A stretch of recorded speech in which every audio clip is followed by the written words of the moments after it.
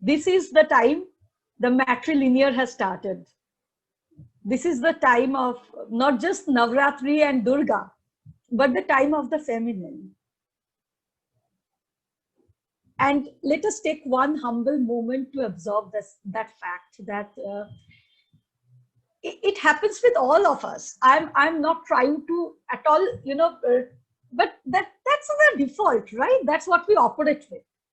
When we say that, whenever man started doing something, the default, mankind, not humankind, the default he.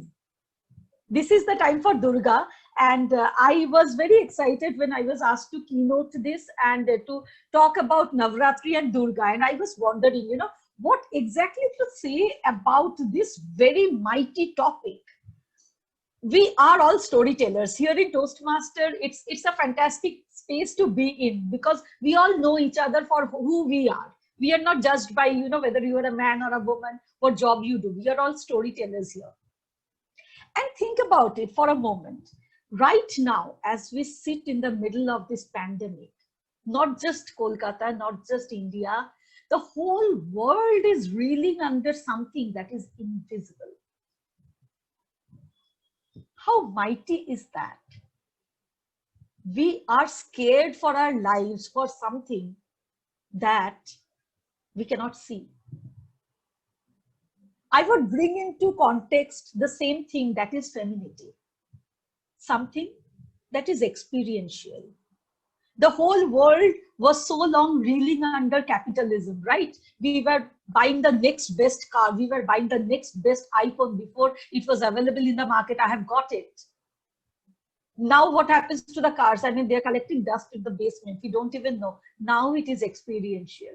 Now we are listening to our bodies and thinking, what gives me immunity? I never stopped and thought about it. Every morning when I step out in the balcony, and it's so endearing to see all these patriarch heads of the family out in the balcony with their broomsticks. Maybe they did not even realize for so long what happens in the afternoons at their homes because they would be out at work for the last 30, 40, 50 years. The fathers are realizing, oh my God, there's more to child upbringing. And those are all invisible labors. Those are all emotional labors. Talking about Navratri and Durga Puja right now, it also made me think about what is Durga. I mean, think about it. We all, somebody at the very beginning very beautifully said about pandal hopping, and obviously this year is going to be different.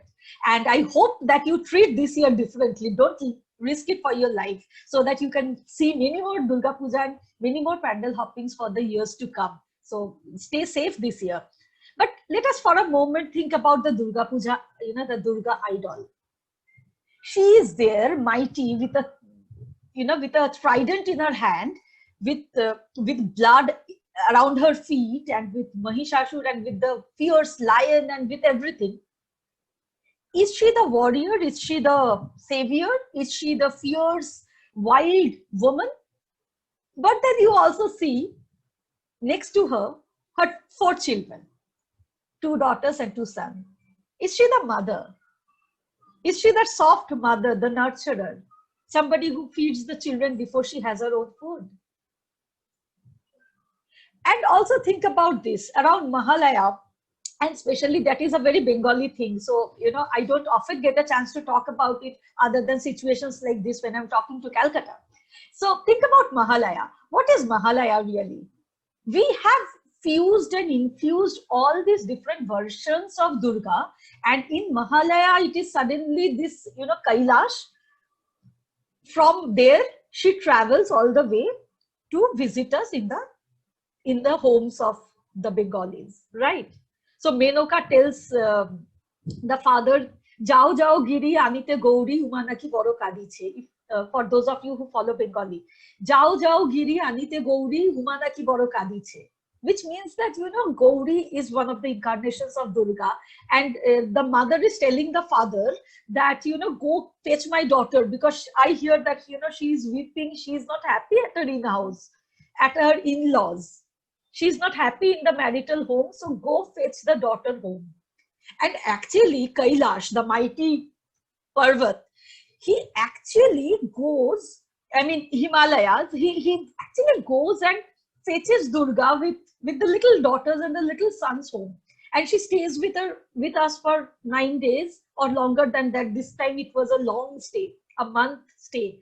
And she stays with us, just like our daughter.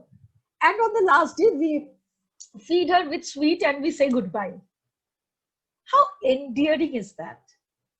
And how conscientious is that there are so many aspects, there are so many identities, there are so many portrayals within that one person that is Durga.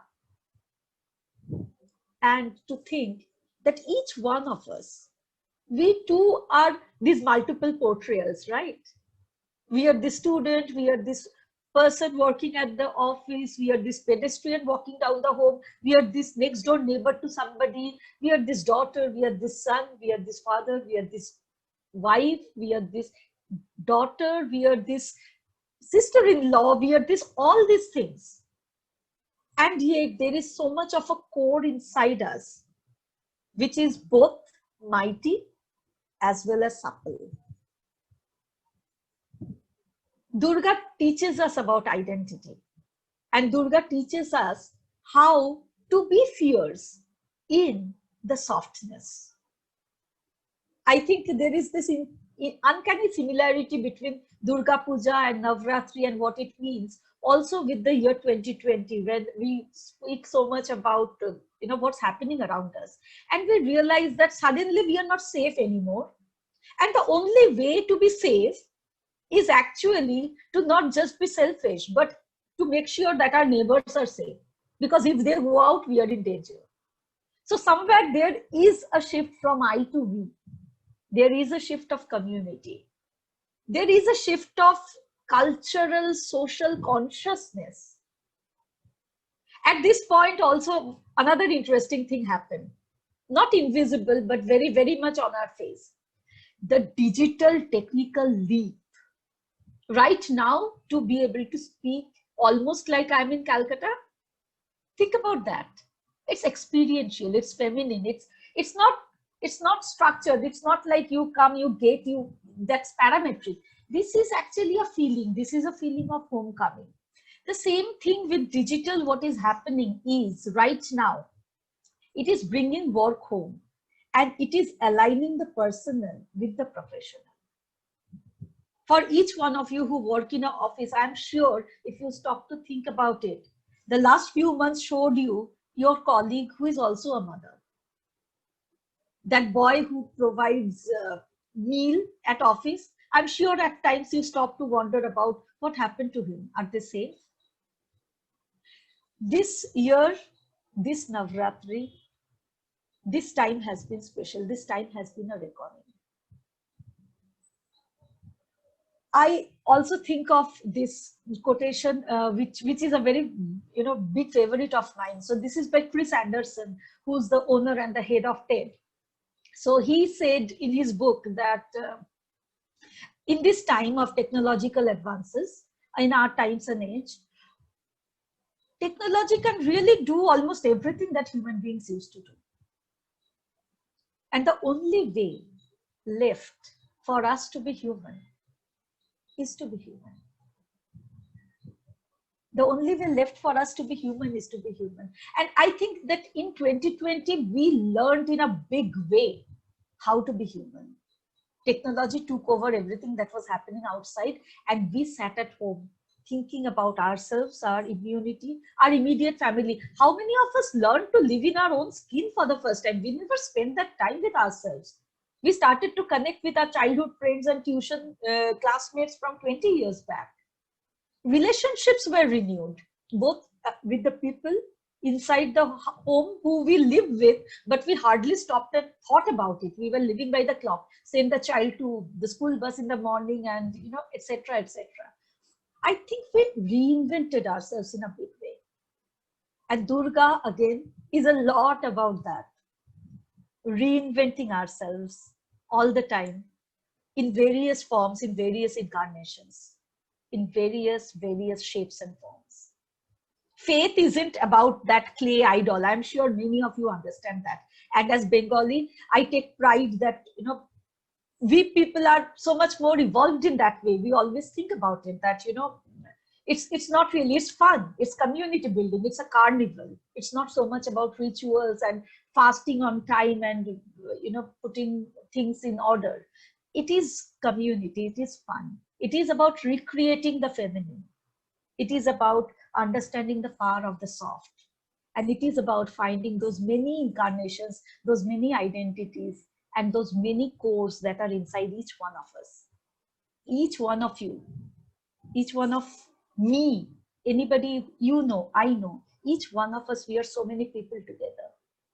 Durga Puja and Navratri is a good time to reckon and to understand all these multiple personas that we are, and to flourish and to embrace the many personalities, the many identities, and the many realities of today. Thank you so much for having me.